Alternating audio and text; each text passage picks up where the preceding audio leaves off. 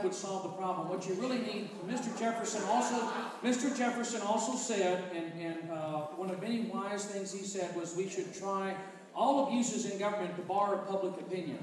And he would have absolutely loved the internet. And I'm a big believer in just full disclosure. You just go ahead and it's all there on the internet. The individual contributions are all there. I am a middle-class guy. I could not afford to run to represent you with the cost of, by the way, the new television news stations, which are always the first to thump their chest about the money in politics, are the ones happily taking the check on the second floor at the top rate when I have to run the television ads. So it's very expensive to run, particularly a big media market like Houston.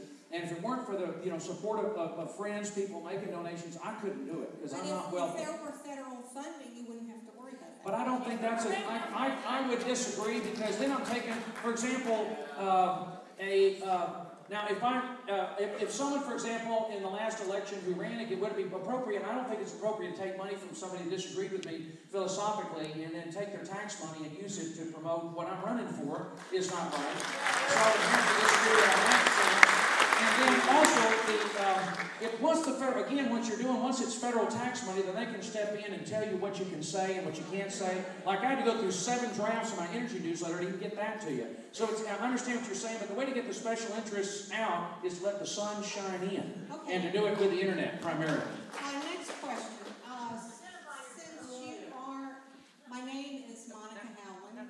Monica, and by the way, just all of us, whether you want to identify yourself or not, that's fine. I'm happy to have you. By the way, the reason I got very quickly, Monica, forgive me, when Marilyn asked me her question, I got off on my tear because I'm so fired up about them going after those CIA agents, and I'm so proud of our military and police officers. I wanted to say I'm glad that Sci-Fair has sent y'all, but I'm delighted you're here. But in a group among conservatives, we are all cordial and friendly and polite, and unlike other town hall meetings, we're glad to have you, but we really don't need you. God bless you. That's how I got off on that a minute ago.